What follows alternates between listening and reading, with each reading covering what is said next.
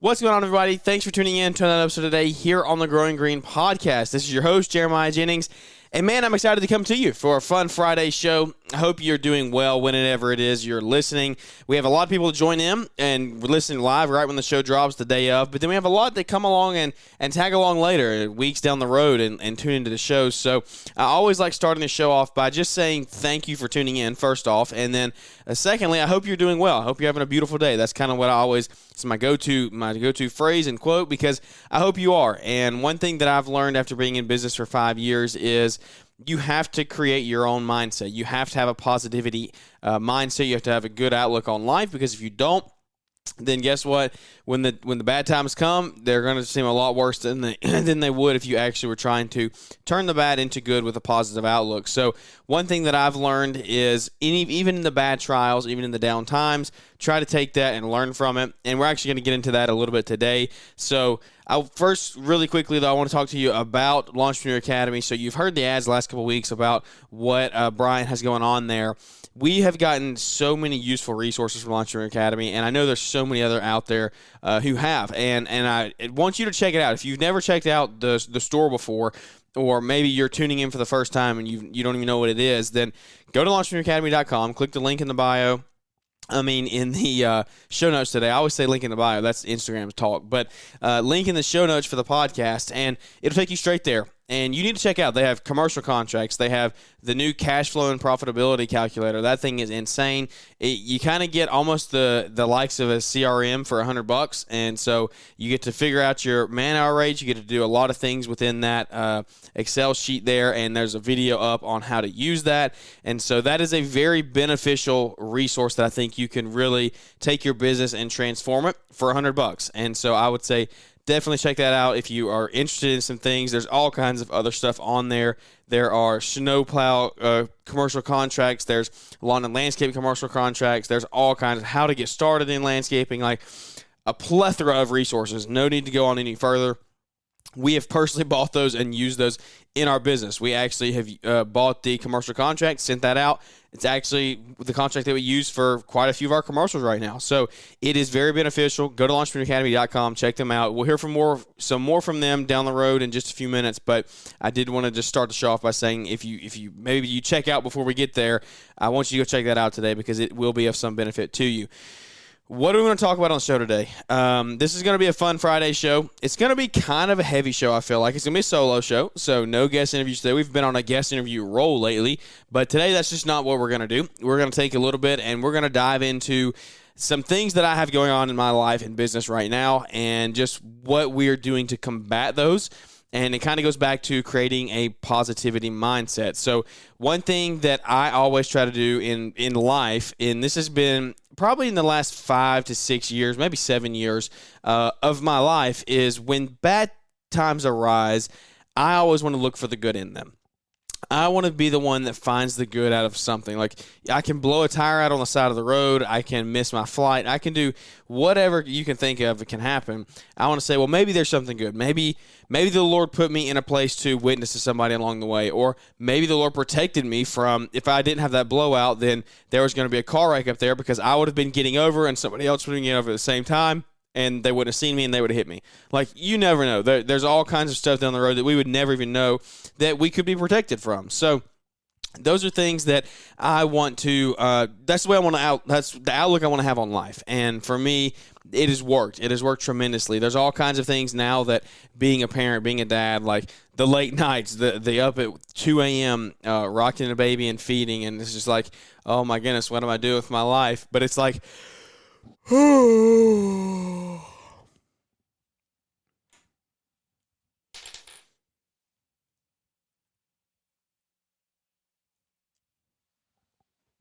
but it's like, what is the good in this? There's all kinds of good in this, because even though I am tired and I'm stressed and work is going crazy, it's spring rush, what is the good? The good is the memory of being able to sit there and hold Jack in my arms and him be 12 pounds, 15 pounds, and he just snuggles up against me, and like, it's the most precious thing that I'll ever experience. I mean, it is. And if you don't have kids, you don't understand. If you do have kids, you 100% understand, especially your oldest. Like, this is our first. We don't have a second yet or on the way, so don't get anything in your head there. But it's just it's a crazy precious gift, the life, the phenomenon of a life. And so for me, that's the outlook that I want to have. And in business, I've learned that I have to do that as well, because if I don't do that, then I can get really stressed and really down on myself, and I can really say, well, I'm not where I need to be, or today's just going to suck. Like, I can start the day off and just, it can just end up badly. And like today, we had something break while we were out working, and I was like, I could get stressed, I could get mad, but at the same time, like, let's just try to fix it and move on, because what does getting mad do? So anyway, update on where we're at. And I want to, we're going to, like I said, stick with me. We're going to walk through and we're going to get into this whole mindset, positivity, finding your why type stuff, because why is a big thing to me. We're going to listen to a clip in just a second that's going to talk about that a little bit more and use a real-life scenario. But for me and my business right now, Spring Rush is here. We made a big investment back in the fall we wanted to hire so we didn't want to. This is all, I wanted to, but I didn't choose to, I guess you could say. I was forced to. So back before Jack was born in September. Jack's my son, if you're new to the show. He was born in September. And so that was like 2 weeks before that, I'm pretty sure. The guy that had worked with me for 4 years came to me and said, I need to get a new job, or he told me in advance, like it was perfectly good exit. He told me in advance, but that was just the timetable when it was going to happen. Said, okay, so we put things in place. Luckily, guy reaches out on Facebook, like just text me or call me or something, I don't remember, and asked for a job. And I said, well, we need one. So he came in. Turned out great. He had worked in landscaping before. It was awesome. You've heard us talk about him on the show before. Like, it's a well-known thing. He's been with us and was a huge help. Was a huge help when Jack was born. Like, could not have done it without him. He allowed me to be at the hospital. I was able to stay home with Savannah for quite a while. And it was just, it afforded me a time that I wouldn't have gotten with them. So we're going to circle back to that in a second once we get through the whole story. It afforded me that time, so don't forget that. But one thing is, it was a big risk and a big added pressure / burden / financial responsibility to add a full-time employee going into the winter season, much less keep a full-time employee throughout the winter season. And so I have decided in the last year that I'm going to salary my employees. They're going to make the same no matter we work it or we don't. Now, they're not going to get overtime that way, but at the same time, we try not to work a ton of overtime. So it is what it is. We're just going to get the job done. It pays off really in the winter for sure. We work 2 or 3 days a week, but they get paid the same. So it adds up. It kind of goes back and forth there. If anybody else does salary, that option, then let me know what you think about it. It has worked well for me. So we do salary based off an hourly wage, I guess you could call it that. And it has worked well. And so we did that with our main guy last summer, and so we decided to do that with Bailey, with the guy we brought on. And so I said, all right, we're going to keep him on for the winter. We're going to do it. Like, it's just the investment we have to make. It's not going to be easy. We got to stay busy. So we did Christmas lights. We did other stuff that were just other landscape things that were able to keep us busy. We worked 2 to 3 days a week pretty much all winter long. And so there was a couple weeks we didn't work at all. But guess what? That check still hit every Friday. And so it was a big investment and a big financial responsibility for me to do that. And so we're rocking and rolling. Spring is coming up, like now. And so he comes to me last weekend and says, yeah, I've got to find a new job because I need to go somewhere with insurance. And that is something that I'm sure you've all dealt with. If you don't offer your employees insurance, you probably all dealt with that. And I would like to know, maybe text me, how have you responded to that? It's opened up a new window for me, for sure, to realize that that's going to have to be something that I look into providing as we continue to grow and as I look for more qualified individuals to run our team. So regardless to say all of that, we got up. He was rocking and rolling this whole spring season. The last 4 weeks we've been going. We hired a new guy, so we had him and the new guy out on the truck. They were rocking and rolling. I was working in the field 1 or 2 days a week at the most, and I was able to go estimate. I was doing estimates 2 or 3 days a week in and of itself. So that was great. I'm selling work. I've got a ton of estimates to send out right now, and it's a great problem to have. But that was what I wanted. Like, that was the goal. That was the plan all the way back in fall when I said, okay, we're going to keep him on all winter long because this is going to be a good employee for us. This is an investment. It takes the investment. We got to invest the money, blah, blah, blah. We got to do it. And so I have allowed my emotions to get the best of me, I think, a lot in business. And this is going to turn into a pretty raw show, so I hope that someone relates to it And because I know I'm not the only one. If you do relate, leave a review or something and let me know that you do, because I try to be the best person that I can be in life. I also try to provide for the people that work with and around me, because I don't want to ever think that they're getting gypped. I try to provide good clothing for them to wear, shoes. I try to provide financially. I want to take care of them. I try to give them time with their families. If they, like he has a kid, if situations came up, I try to take care of that and like take that in consideration, because I know like there's been times when Jack's been fussing in the morning. I've had to be 20, 30 minutes late. Like that's just part of life. And I try my best to be that way and try to give. I try to give, and I give too much sometimes, I think. So I gave a lot over the past 6 months, and probably didn't take as much, didn't lay down my foot and didn't lay down the law as much as I should have, because it was winter. It was wintertime, and it was like, well, you don't have to be like, we're not pressed to get this stuff done. It's just stuff that's keeping us busy. So that got the best of me, and I've learned from that since this. So now what is the situation right now? So he's gone, and I have a brand new guy that hasn't really even worked in the landscape industry at all. I'm trying to teach him.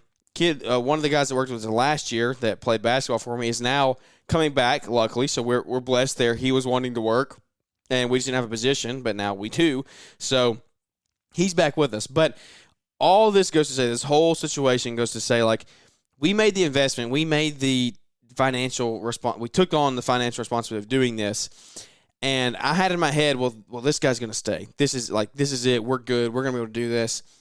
You don't need to let that happen to you guys. And I don't say this like I'm not mad at him. I don't think that at all. I wish things went differently. I wish I would have been approached differently about how maybe we could have looked at some type of health plan or something like that. Like, we're not going to get into all that on the podcast, because that's our own personal things. Like, we've had conversations about that, blah, blah, blah. We're not going to get into that. I wish certain things were handled differently, but I can't change it now. And so I don't think it was a good enough fit for our company that I needed to pursue that option right now.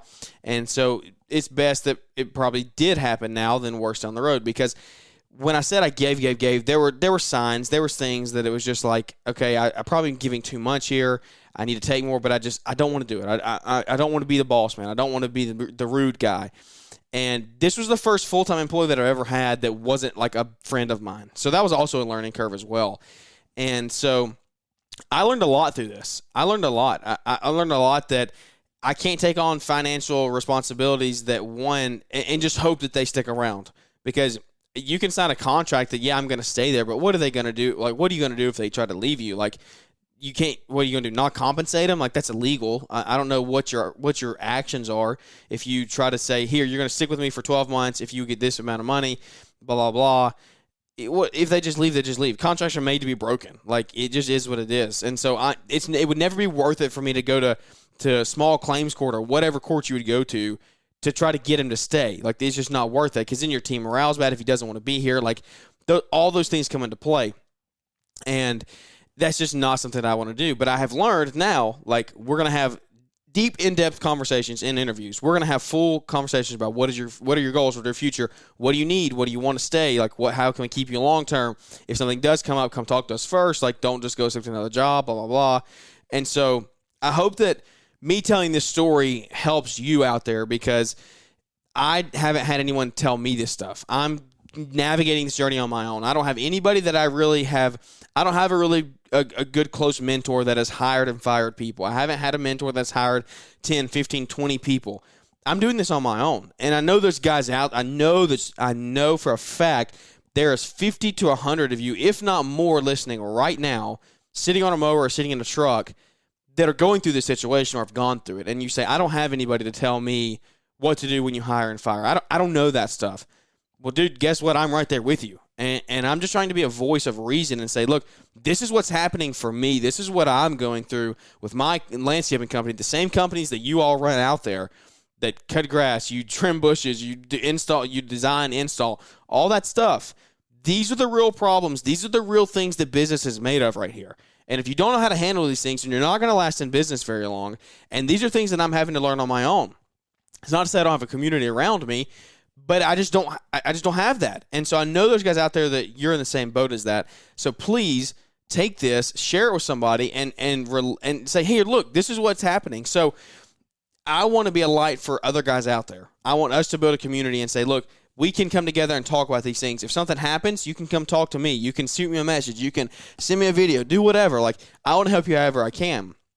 So the situation we're at now is we're at a crossroads of, it took me, luckily I didn't have to train him too bad. Like, he pretty much came in knowing what he knew how to do everything. He had ran crews for other companies before, so it wasn't too bad. But I've trained guys before. I've trained high school kids that didn't know what a weed eater was. They didn't know which end to use just about. And so now, but they ended up great. It took them 2 or 3 months to get there, but they ended up great. Now the situation I'm in is, well, my goodness, how do I spend 3 months training a new guy or training the kid that's coming back to work for me that hasn't ran a crew at all? He was a great worker. He's a good team member. He showed up, blah, blah, blah, blah.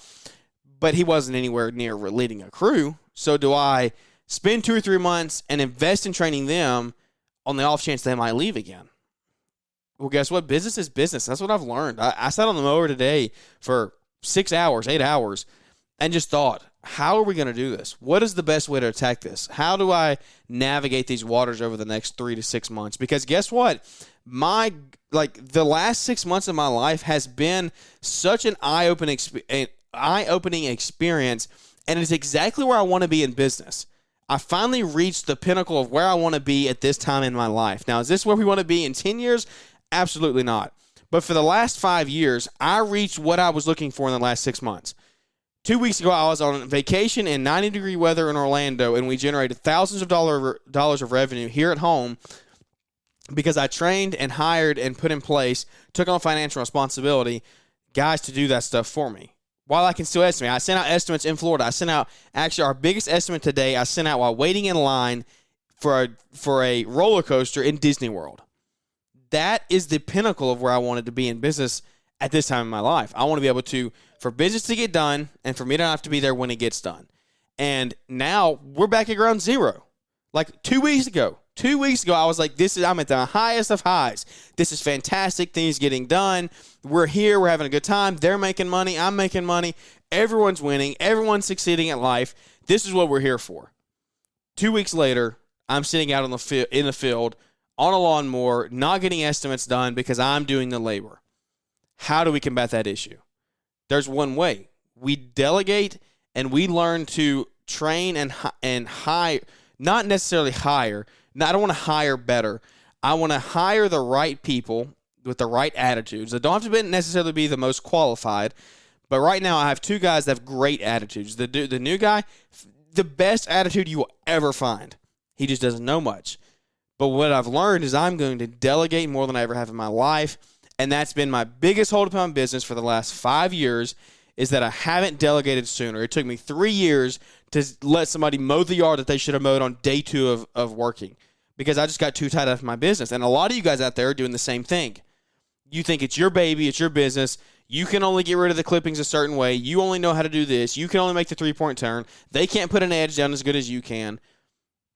Guess what? Do you want to run a business? Do you want to run a company that you don't have to be there every day? Or do you want to be a solo entrepreneur that you're out there making? If you don't show up, the money doesn't get made.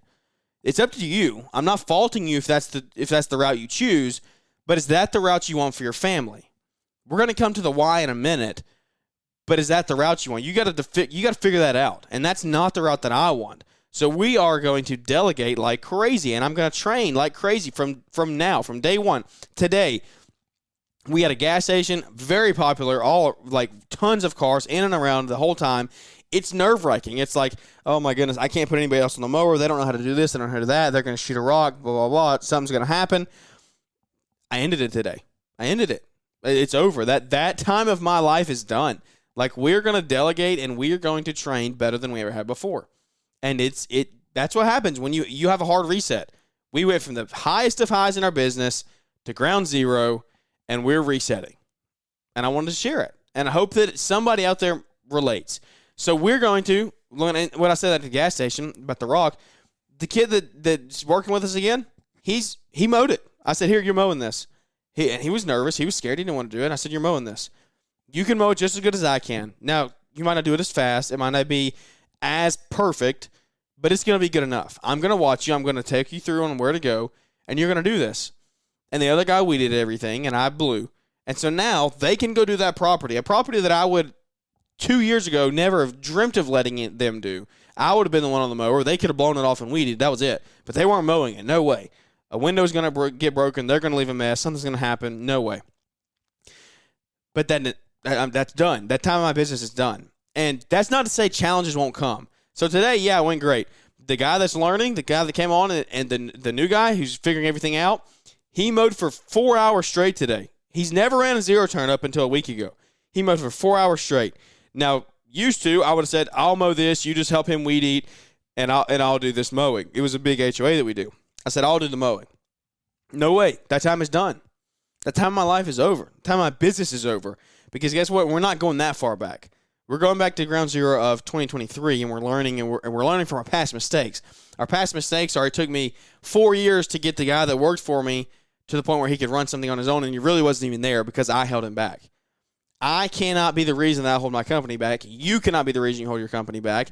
You need to put the people in place. You need to put the training and the systems and the processes in place to let work get done without you having to be there. It's that simple. If that's the goal that you want to have, the dream and the business you want to build for your family.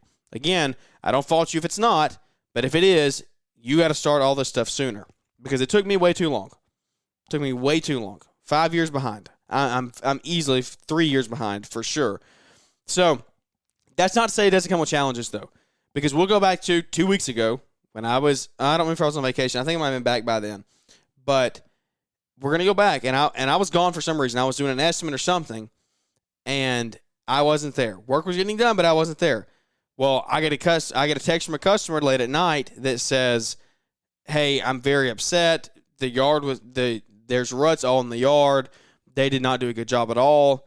And I'm just laying here. It's dark outside. There's no way I can go see it at that point. They live 5 minutes down the road, but there's no way I could get there at that night. I was like, oh, my goodness, what did they do? What happened? What's messed up? So I respond and say, thank you for letting me know. We'll be out in the morning. And this was going to be a Saturday morning. So I showed up at 7 o'clock Saturday morning because one thing that I've also learned in delegation, and you're having guys writing for you, your customer service has to be through the roof because I want to talk to you. We've talked about that before. Synced Up, Weston was Synced Up. Their team there is the absolute best customer service of any business I've ever dealt with, hands down. 100%, hands down.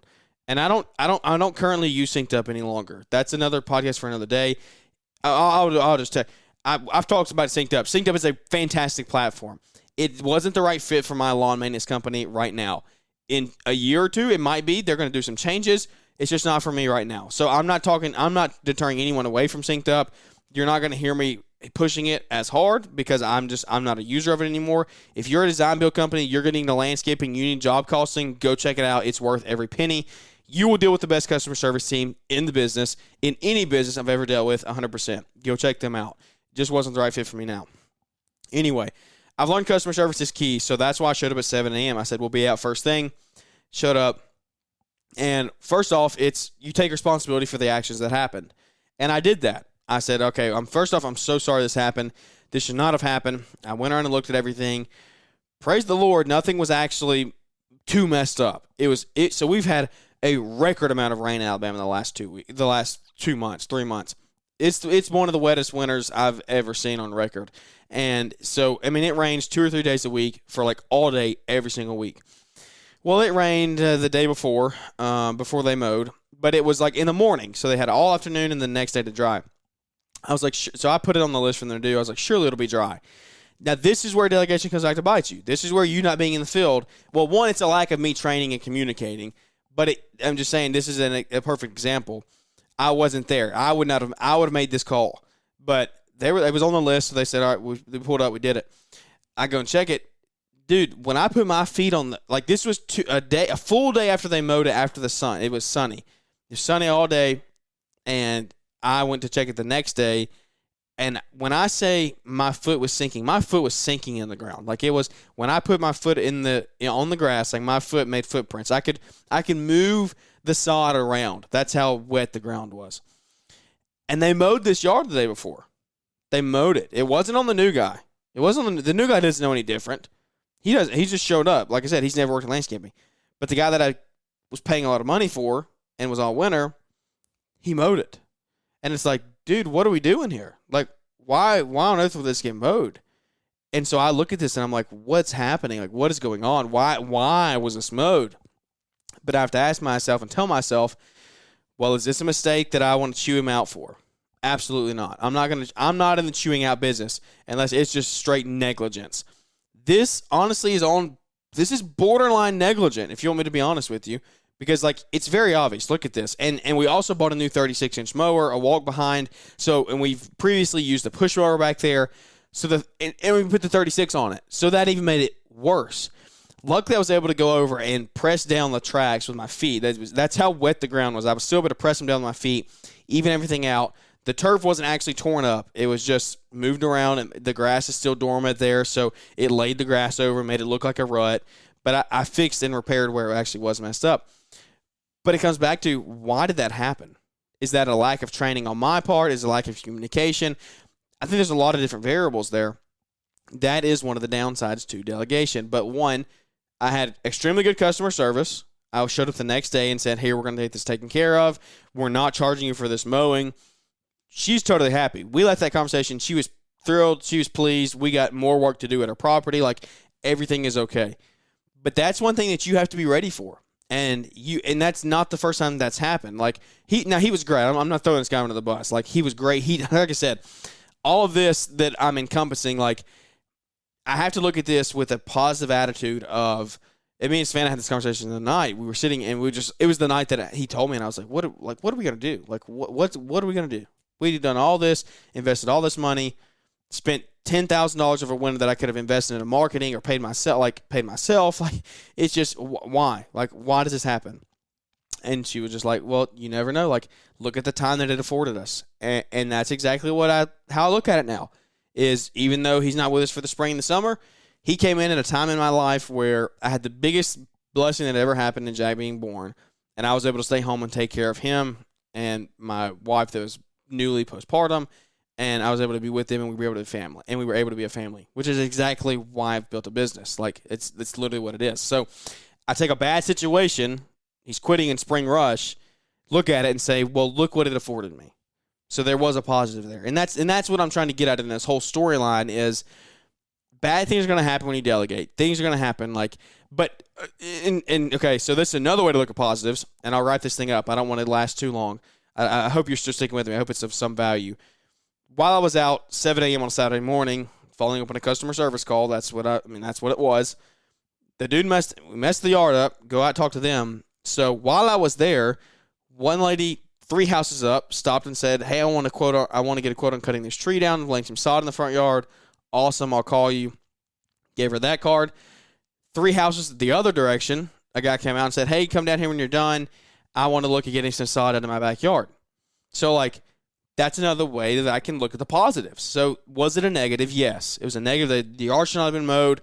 Luckily, it wasn't worse than it was. I had to get out there and meet with her at 7 a.m. on a Saturday. Did I want to do any of that? No. But I have a potential to make $2,000 or $3,000, $4,000 more dollars off of these 2 other jobs that I got while I was out there meeting with her. And the customer's still happy. Like, I took care of that. So, that's the positive. That's what I have to look at as like, hey, this is actually, it paid off. It's worth it. And so, in your business, in the spring this year, when you have things come up, when you have 4 or 5 yards of mulch in your trailer and your tire goes flat, look at it with a positive. Or you name it, do whatever. Like, the tire goes flat is always the first, like, go-to. Like, your truck breaks down, look at the positive. There's got to be one in there somewhere. You just got to find it. So, anyway, I want to play this clip before we wrap the show up, talking about your why. And so, keep in mind why we did all that. We just talked about what happened. Jack was born. He came on.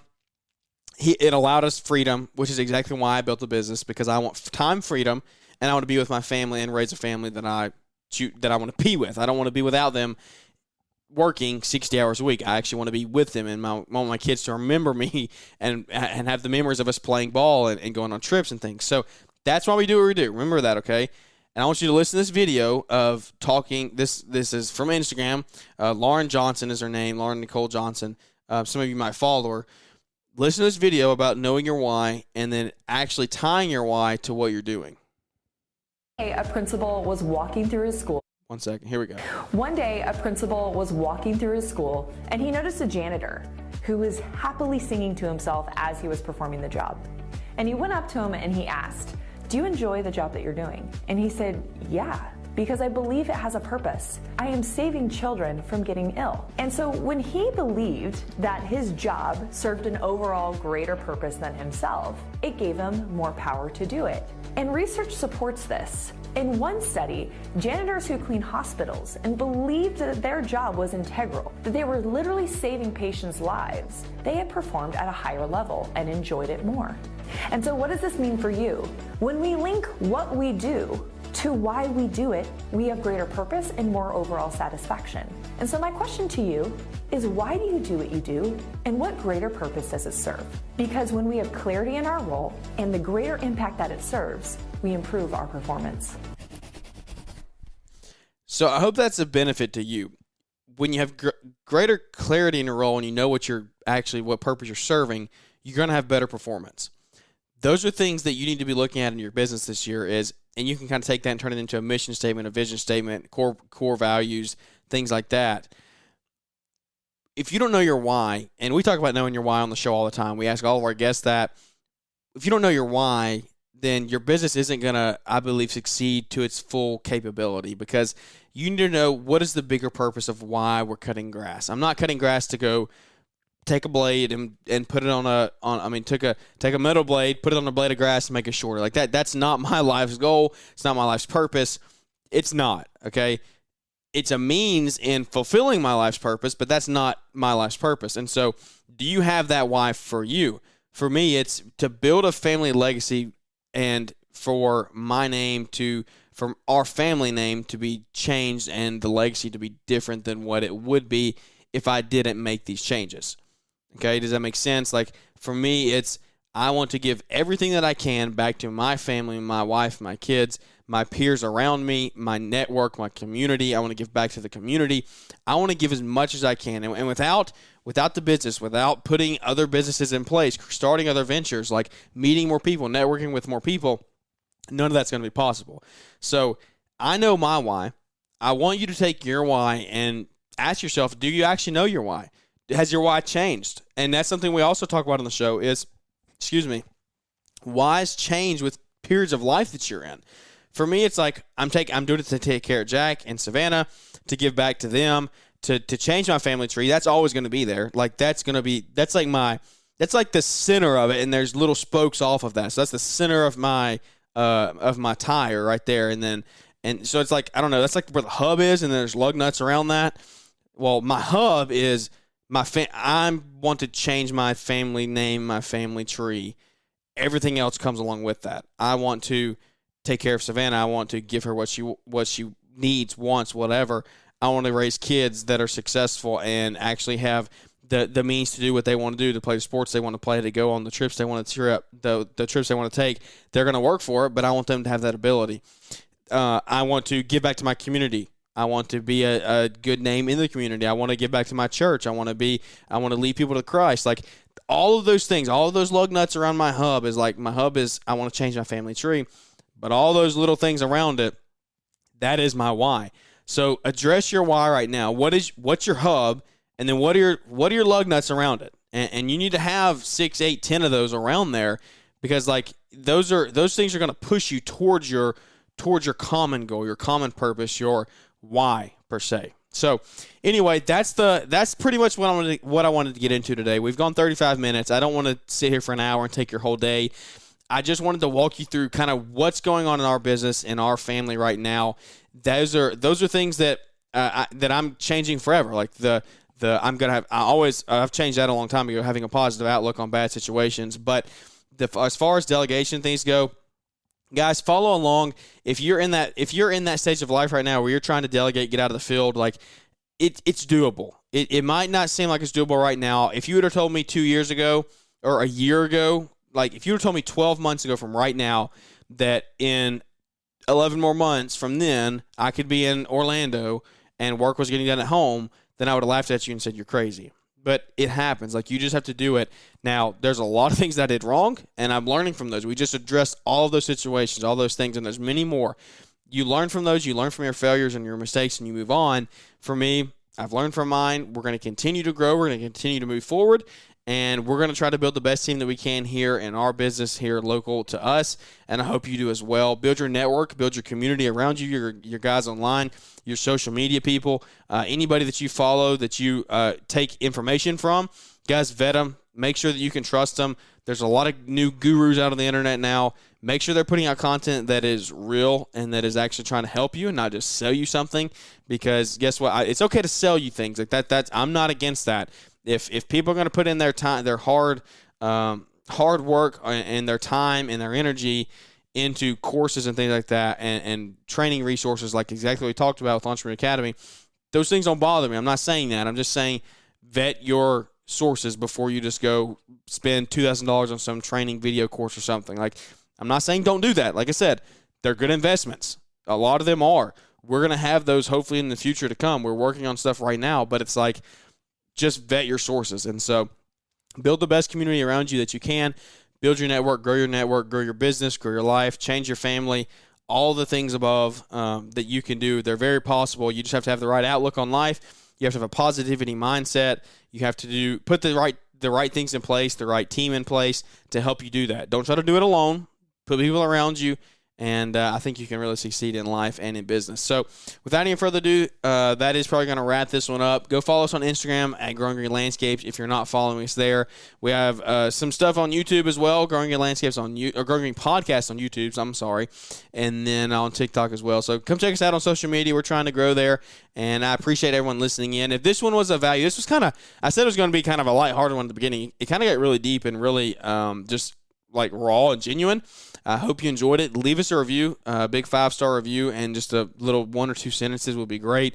Help boost us in the algorithms, and we really do thank you for listening. Like, it means the world to me when I can say, hey, there's just a whole host of guys listening and tuning in, not to say I'm good at what I'm doing. It's to say, hey, they're looking to grow and build their community and their life, because the guest interviews that we have on, like, it's not even me. Like, I don't bring value when I talk to guests. I bring value. I don't bring much value at all. I bring some entertainment sometimes when me and Savannah get on it and go back and forth and have a show totally dedicated to why we don't like each other. But anyway, I get a lot of value from other guests that we interview, and just like you, a lot of you have been on the show, and I really appreciate it. So without any further ado, that is going to wrap this one up, and we look forward to catching up with everybody here on the next episode.